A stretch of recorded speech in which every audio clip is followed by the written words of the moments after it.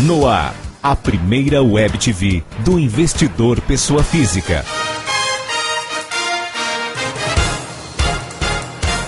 Investir hoje. Nós também recuperamos o volume de reservas. Quando a crise começou, a gente tinha 205 bilhões de dólares de reserva. Hoje nós estamos com algo como 233 bilhões. Vejam vocês, quase 30 bilhões a mais. E hoje fica nítido, com todos os graus de investimento conquistado para o Brasil, que ele é uma das grandes oportunidades de investimento do mundo. 4 movimentos foram responsáveis por isso. Primeiro, que eu já disse, que é o mercado interno. É, de fato, esse objetivo, que é o objetivo do governo do presidente Lula, e que tem de ser o objetivo de todos os governos que o sucederem, que é transformar os 190 milhões de brasileiros na riqueza que eles constituem, na imensa capacidade que esses 190 milhões de brasileiros têm de alavancar o seu consumo, o seu investimento, a sua expansão. Mas, sobretudo, quando a gente olha para esses 190 milhões e pensa, não, nós temos de distribuir a renda. Nós temos de distribuir a renda tanto do ponto de vista das pessoas, como também das regiões. E aí, uma das coisas também que nos ajuda a superar esse processo de crise foi o fato que teve estados do Nordeste que cresceram mesmo durante a crise. E é isso também que explica que, apesar de todos os prognósticos negativos, nós vamos crescer, nós vamos ter crescimento positivo em 2009. E, sem sombra de dúvida, nós vamos crescer muito mais, para que todos nós tenhamos oportunidades de elevar a renda. Os mais pobres, as classes médias, os empresários, cada um tem de dar um passo no degrau e subir e melhorar de vida. É isso que, pelo menos, o governo do presidente Lula sempre quis. Desenvolvimento com inclusão social, desenvolvimento com mobilidade social, com melhoria de vida para todos os brasileiros e brasileiras. E aí, o aumento do salário mínimo, quando a gente derrota um dogma muito presente na economia brasileira, que o salário mínimo não podia crescer, porque se o salário mínimo crescesse, nós íamos ter inflação. E nós vemos agora que isso não é verdade, uma vez que houve um crescimento bastante significativo do salário mínimo. Mas também programas sociais como Bolsa Família. E isso nós estamos assistindo nas grandes, nas médias e nas pequenas cidades por esse Brasil afora. Além disso, eu acho um outro fator muito importante para dar força para o mercado interno, que afeta também diretamente aos senhores, é o problema do crédito. No Brasil, durante muito tempo, o crédito foi um privilégio. Quem tinha acesso ao crédito era um privilegiado.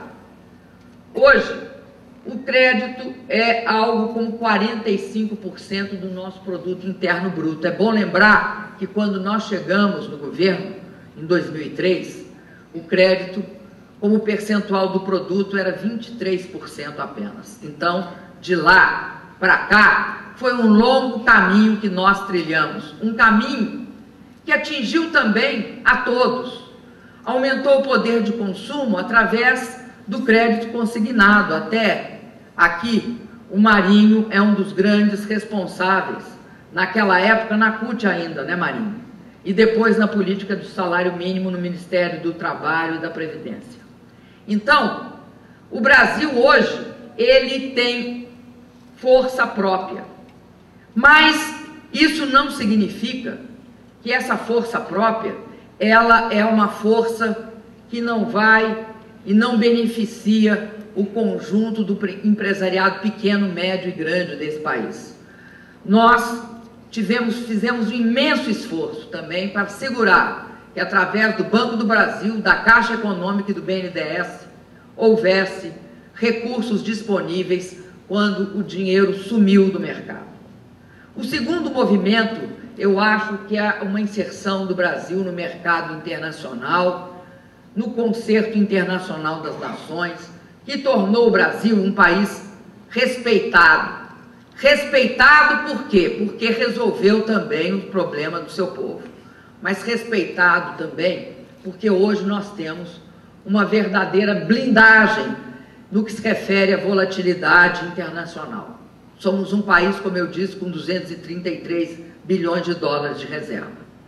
Somos também um país que soube estabelecer relações com os países da África, dar importância para os países da África, ver nos países vizinhos da América Latina os nossos parceiros, perceber que as relações internacionais têm de ser relações respeitosas, em que nós jamais vamos abusar da nossa força, como nunca gostamos no passado, gostamos hoje ou gostaríamos no futuro que abusassem de nós.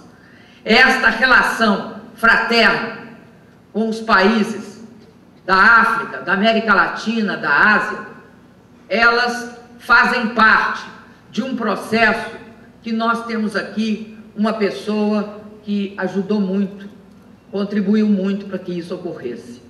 Trata-se do ex-secretário do Ministério de Relações Exteriores, hoje ministro das Relações Estratégicas, o Samuel, para quem eu peço uma salva de palmas por uma política externa muito bem sucedida, uma política externa com autoestima, cabeça erguida, muito respeito por todos e muito respeito em especial pelos países em desenvolvimento, pelos países mais pobres. Sem descuidar, é claro, das relações com os Estados Unidos, com a União Europeia e com o Japão e os países do G8 e G7.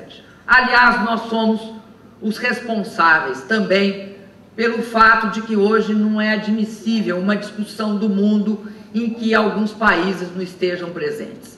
E temos o orgulho de ter pago e saudado o Fundo Monetário Internacional e hoje, de devedores sempre submissos ao Fundo Monetário Internacional, sermos credores em 10 bilhões de dólares e termos também defendido junto ao fundo o fim daqueles processos de ajuste cheio de condicionantes. A gente emprestou 10 bilhões, mas somos completamente contra as políticas que criam uma porção de condicionalidades para os países terem acesso ao dinheiro.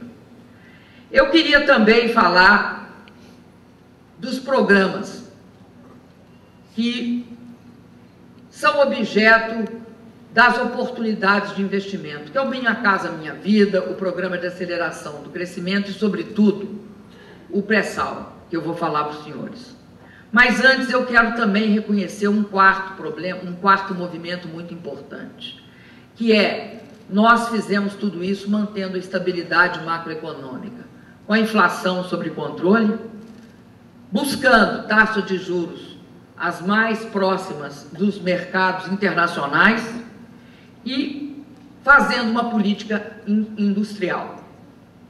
Nós, diante das necessidades do setor privado, não cruzamos os braços e fazemos ouvidos de moucos. Nós temos clareza que esse país só será um país forte numa parceria entre o governo e o setor privado, entre o governo federal, os governos estaduais e as prefeituras. Uma parceria em que a democracia seja, além de representativa, também participativa.